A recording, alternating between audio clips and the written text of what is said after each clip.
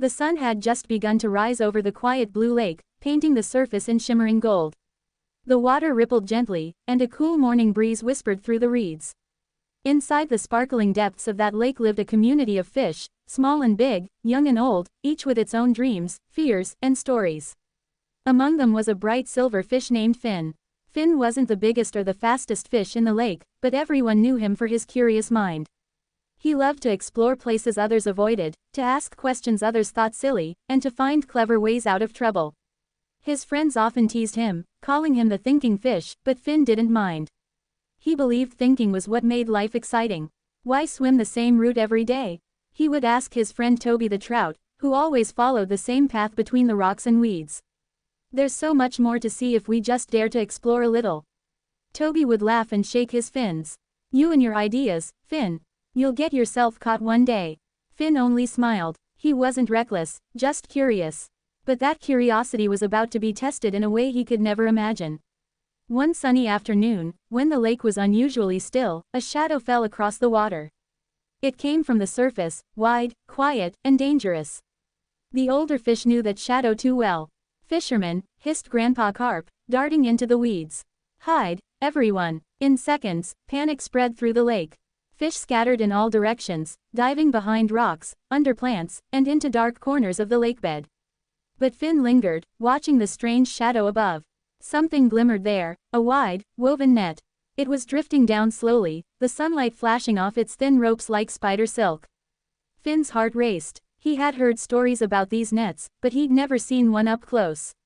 He knew he should swim away like everyone else, but something made him stay, a quiet, daring voice inside that whispered, "You can learn something from this." So he watched. The net sank deeper and deeper, settling across a patch of the lake floor. Several fish, too slow or too scared to move, were trapped inside. They thrashed and struggled, but the more they fought, the tighter the net pulled. Finn's eyes widened in horror. No, he gasped. Without thinking, he swam forward. Finn, stop, Toby's voice echoed faintly from behind a rock. You'll get caught too. But Finn ignored him. He darted closer, examining the net. The trapped fish were gasping, their scales flashing desperately in the water. Finn could hear their frightened cries. Help us, please, one cried, a young goldfish barely his size.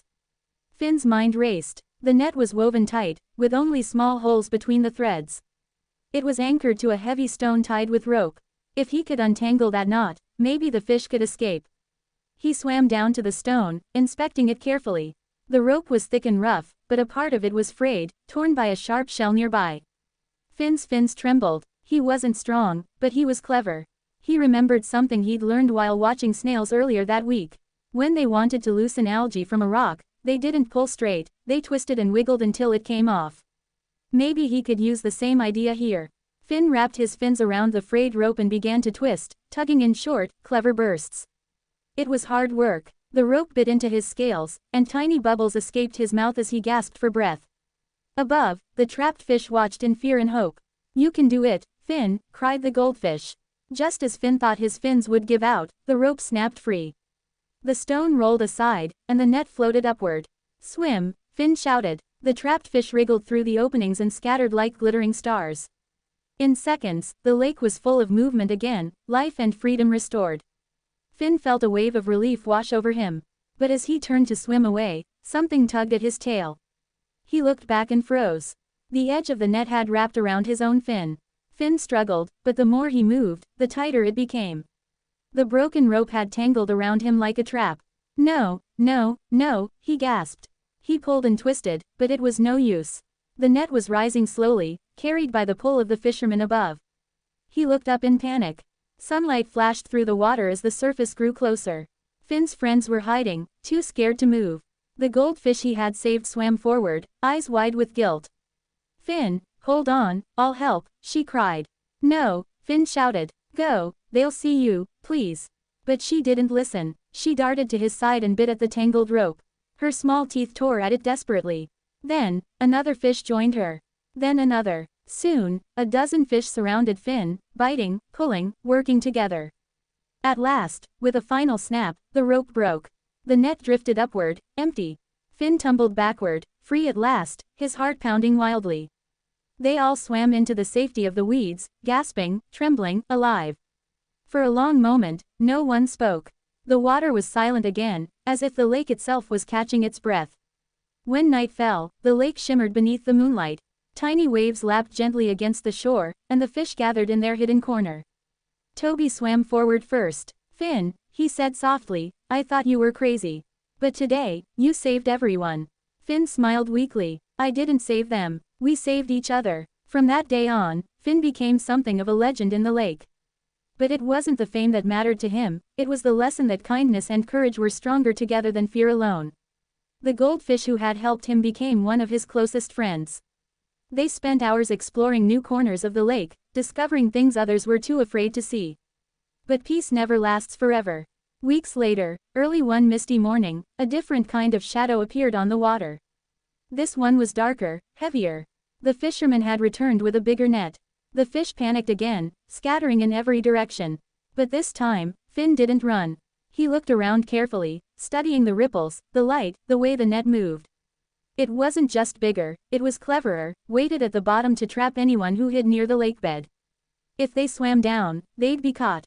If they swam up, they'd be caught.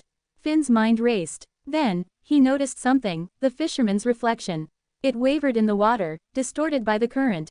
An idea sparked. He turned to the others. "Listen to me, everyone, follow my lead." The fish looked at him in confusion, but there was trust in their eyes. Finn darted toward a cluster of shiny silver stones on the lake floor. "Gather here, quick." They obeyed. When the fisherman lowered his net, the reflection of the stones mixed with the fish below, creating the illusion of movement everywhere. The net dropped far from the real school of fish.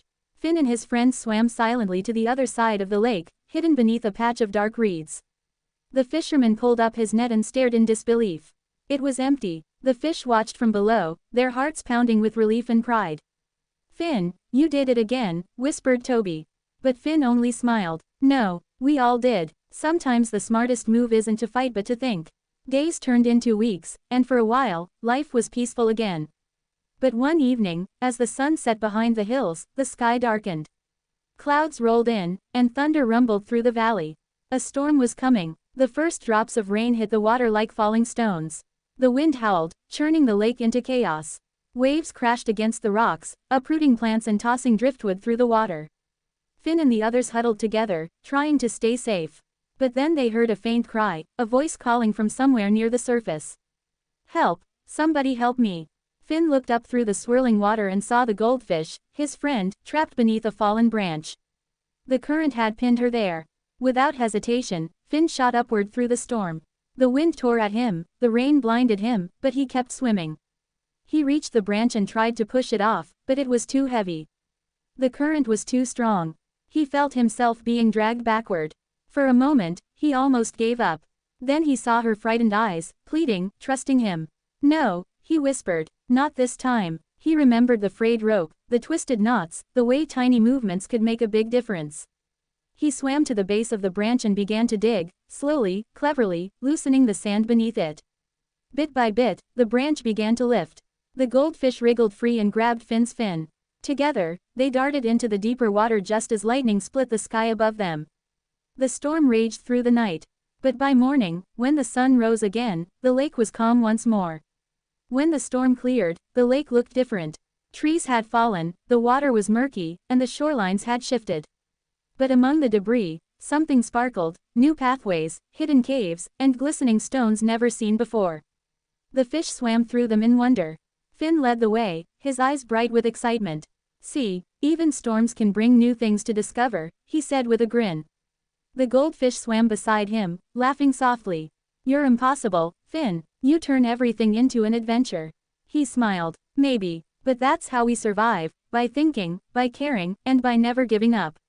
The water shimmered around them as they swam deeper into the sunlight. And deep within the heart of the lake, the story of the clever fish continued, quietly, beautifully, and bravely.